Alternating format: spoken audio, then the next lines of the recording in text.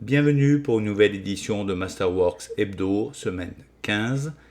Masterworks, l'art d'investir ou investir dans l'art. Bonjour, bienvenue sur ma chaîne YouTube Masterworks au Canada où on parle de la plateforme d'investissement Masterworks, l'art d'investir ou investir dans l'art. Mon investissement préféré à date.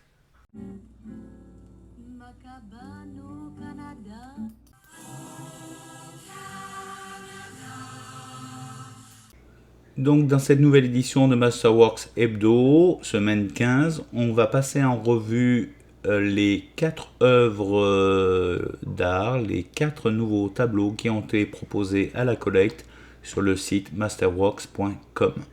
On va y découvrir 2 toiles d'artistes déjà connus sur Masterworks et puis 2 toiles d'artistes qu'on n'avait pas encore vues sur Masterworks. La première toile qu'on passe en revue, une nouvelle toile de Sarah Hughes qu'on connaissait déjà sur Masterworks, née en 1981 aux États-Unis. Le nom de la toile c'est Wishing to be Different, créée en 2016. Huile, acrylique, flash et dye on canvas, une taille de 152 par 132 cm. On nous dit Sarah Hughes est une artiste contemporaine considérée pour ses lumineux paysages et scènes d'intérieur rendus à travers des médiums de peinture différents. Donc l'œuvre qu'on nous proposait était à 500 000 $, offre initiale, avec une appréciation historique d'œuvres similaires de 46,1%, une croissance annuelle de prix record de 109,3% et une appréciation de vente par rapport aux ventes répétées moyennes de 68,3%. Donc on nous dit à la date du 7 avril 2023, ces prix aux enchères les plus élevés sont Spins from Swiss en 2017 qui s'est vendu pour 2 940 000 $ à Christie's New York le 10 mai 2022. Ensuite Naked Lady, la femme nue, peinte en 2019 qui s'est vendue pour 2 31 500 livres sterling, soit 2 712 916 $ à Sotheby's à Londres le 2 mars 2022. Et enfin, Ignoring the Present, ignorer le présent, peinte en 2018, qui s'est vendu pour 1 744 000 à Sotheby's, New York, le 11 mars 2022. Donc là, on reste encore dans un prix à 500 000 $ raisonnable, même par rapport, surtout par rapport au prix record. Ça ne veut pas dire que cette toile atteindra ses prix records. Je n'ai pas acheté je n'ai pas acheté de fraction de cette œuvre parce que j'ai plus le budget, j'ai déjà trop investi sur Masterworks. Je vais attendre que de premières toiles se vendent pour pouvoir avoir un fonds de roulement et réinvestir. Et puis, ça n'aurait pas été l'œuvre de choix, mon choix préféré de Sarah Hughes. J'ai déjà une ou deux toiles d'elle, avec des toiles qui me plaisent un peu plus. Donc, on nous présente ici une photo de l'artiste, assez jeune, de l'œuvre, faut aimer, et de la taille de l'œuvre par rapport à une personne. L'autre toile qui nous a été proposée, c'est d'une artiste que je ne connaissais pas encore sur Masterworks, ou alors je l'avais loupé. C'est Lynette Yadom Boaki, née en 1977 au Royaume-Uni. La toile s'intitule Risen, peinte en 2014, une huile sur toile d'une taille de 66 par 51 cm, donc un petit format. On nous dit Lynette Yadom Boaki est une peintre britannico-ghanéenne acclamée et une écrivaine reconnue pour sa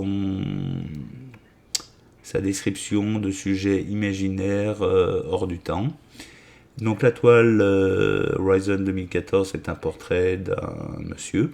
Elle était proposée à 516 000 $, un prix assez raisonnable, avec une appréciation historique du prix par rapport à des œuvres similaires de 21,5% et une appréciation par rapport aux ventes répétées passées de 24%. À la date du 7 avril 2023, 5 des 10 records de vente aux enchères de Yedom Boakiz ont été atteintes dans les deux dernières années, avec 3 de ces top 5 records depuis mai 2022, donc moins d'un an. Donc elle avait été sur la liste pour le prix Turner en 2013. Donc au niveau des ventes records, on nous dit les records les plus importants sont en tête Diplomatie 3 de 2009, qui a été vendu pour 1 950 000 $ à Christie's New York le 11 mai 2021. Ensuite, 11h du soir dimanche, peinture de 2011, qui s'est vendu pour 1 744 000 $ à Sotheby's, New York. Et ce le 19 mai 2022. Et la dernière œuvre à avoir eu un record aux ventes aux enchères, c'est High Power de 2008, qui s'est vendu pour 1 482 000 livres sterling, soit 1 679 355 $ à Christie's à Londres le 13 octobre 2022. Donc c'est une œuvre que j'aurais bien achetée de par la qualité de la toile qui me plaît assez, ce portrait. C'est assez parlant avec ce visage qui vous fixe. Un prix initial offert pour l'œuvre de 516 000 $, ce qui laisse place à l'appréciation. On a ici une photo de l'artiste, écrivain et peintre. Une photo plus rapprochée de l'œuvre, du portrait. Et une vue de la taille du portrait par rapport à une personne posant devant. Troisième œuvre qui nous a été présentée cette semaine sur masterworks.com, une œuvre de Stanley Whitney, né en 1946 aux États-Unis, artiste qu'on connaît déjà sur Masterworks. Je dois avoir une ou deux œuvres de lui. Une œuvre intitulée The Last Cowboy Song, la dernière chanson du cowboy, peinte en 2019, une huile sur lin d'une taille de 183 par 183 cm. Stanley Whitney est un artiste américain dont le travail abstrait explore l'improvisation et la couleur. Donc l'œuvre qu'on nous présentait était à 728 000 $. L'appréciation du prix d'œuvres similaires est de 45,7%. Le prix record, la croissance annuelle de prix record est de 65,5%, et l'appréciation d'œuvres de vente répétée des œuvres passées de 48,1%. Donc on nous dit, à date du 14 avril 2023, des exemples gestuels du milieu des années 90, aussi bien que des œuvres plus récentes, comptent dans ces ventes records qui sont Forward to Black de 1996, qui s'est vendu pour 2 319 000 $ à Sotheby's, New York, le 18 novembre 2021. Night Watch de 2012, qui s'est vendu pour 1 729 000 livres sterling, soit 2 308 950 $ à Sotheby's, Londres, le 2 mars 2022. Et Radical Openness de 1992, qui s'est vendu pour 2 228 000 $ à Sotheby's, New York, le 19 mai 2022. Donc on a des prix records qui avoisinent les plus de 2 millions de dollars. Là, l'œuvre nous est proposée à 728 000 $. Est-ce que ça atteindra les mêmes niveaux? Je ne sais pas, mais bon, j'ai déjà une ou deux toiles de Stanley Whitney, donc bon, c'est un peu toujours le même style. Donc on en a une, on en a deux. Bon, après pour l'investissement, ça pourrait être intéressant, mais il faut avoir les moyens. Alors nous voici présenter la photo de l'artiste et une photo plus grande de son œuvre avec une vue devant une personne pour avoir une idée de sa taille. Et on termine par la quatrième et dernière œuvre présentée sur masterworks.com cette semaine passée, semaine 15, Hernan Bass, né en 1978 aux États-Unis. L'œuvre s'intitule Sans titre, Fontaine, 2013. C'est une huile sur toile de dimension 152 par 183 cm, donc assez grande. Hernan Bass est un artiste expressionniste figuratif américain qui pratique l'étalage de peinture, vidéo, installation vidéo et le travail sur papier qui décrit de manière primaire les hommes adolescents androgynes. Alors l'œuvre qui nous était proposée aussi ici pour cet artiste que je ne connaissais pas encore sur Masterworks, cette œuvre nous était proposée à 921 000 $ comme offre initiale, avec une appréciation du prix historique par rapport à des œuvres similaires de 24,5%, un prix record, une croissance annuelle de prix record de 18%, et une appréciation par rapport aux ventes répétées moyennes de 11,3%. Donc là, au niveau rendement, c'est pas ce qui a l'air de plus intéressant.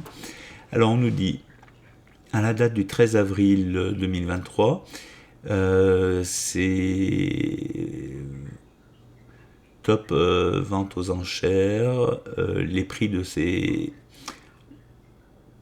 records de ces ventes aux enchères sont The Dawn of Modernity de 2016 qui s'est vendu pour 2 686 530 $ à Holly International Hong Kong le 27 novembre 2022.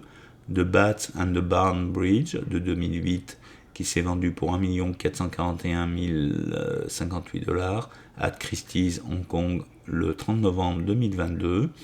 Et enfin The Overly Prepped Boy or The Approaching Glacier de 2010 qui s'est vendu pour 1 249 705 $ à Christie's Hong Kong 26 mai 2022. Donc pas mal de ventes en Asie, il a l'air d'être assez apprécié là-bas, dirait-on. Donc on a une photo ici de l'artiste Hernan Bass, né en 1978 à Miami en Floride, et la taille est une photo de son œuvre un peu plus grande. Et effectivement, de loin, je pensais que c'était juste un paysage, mais on voit un personnage masculin dans ce paysage, peut-être un adolescent, à voir. Donc j'aimais bien l'œuvre pour le côté paysage, mais bon, en regardant de plus près, on découvre des détails supplémentaires. Et puis voilà une idée de la taille de l'œuvre par rapport à une personne qui la regarde. Donc nous voici sur le site de masterworks.com. On voit que Stanley Whitney en haut de la page est toujours à l'affiche avec 99% de la collecte atteint, du montant de la collecte atteint. On le retrouve dans la page ici. Donc il reste, pour ceux qui seraient intéressés par le côté investissement ou par l'œuvre elle-même, peuvent investir peut-être encore d'ici la diffusion de la vidéo. Je suis pas sûr qu'il restera encore une collecte en cours d'action. De même pour l'œuvre de Lynette Yadom Boaki Horizon de 2014 que je viens de vous présenter. La collecte est encore ouverte, elle a atteint 99%, donc elle est sur le point de bientôt se terminer. En même temps, on a toujours les œuvres de Nicolas Sparty, Trees de 2019 et Trees de 2014, qui sont encore ouvertes à la collecte. Elles ont atteint 99% aussi. Donc peut-être que vous aurez de la chance de les avoir encore disponibles pour investir si vous le souhaitez au moment de regarder la vidéo. On a toujours les Alex Katz à 99% collectés, le Georges Condo 99%, Alex Katz 94%, le Yoshitomo Nara 99%, Alighiero Boetti 99%, Gunther Forg 90%, le Catharing est seulement à 64% du montant total de collecte, Hernan Bass est à 55%, donc bon, je sais pas si c'est le prix un peu plus élevé ou le moindre rendement, mais là il devrait être encore à l'affiche de la collecte lorsque vous regarderez cette vidéo. Cecily Brown, eh ben, c'est sold out, c'est son tableau de Nymph Have Departed de 2014 pour 4 645 000 quand même. Donc voilà pour les nouvelles de cette semaine. Je ne vois pas de nouvelles œuvres vendues sur Masterworks récemment. Pas de nouvelle évaluation des œuvres auxquelles j'ai souscrit. Toujours la même appréciation. Ça n'a pas l'air d'avoir changé. Donc voilà pour cette édition hebdo de Masterworks au Canada, avec 4 œuvres qui nous ont été proposées cette semaine écoulée, cette semaine 15. Des œuvres intéressantes d'artistes qu'on connaissait déjà, ou de nouveaux artistes qu'on n'avait pas eu l'occasion de voir sur Masterworks, à ma connaissance. Mais toujours intéressant de connaître de nouveaux artistes, de nouvelles œuvres qui nous sont proposées. Même si on n'investit pas, c'est le moyen de faire une petite visite au musée devant son écran avec des artistes contemporains. Voilà, portez-vous bien, ciao, bisous.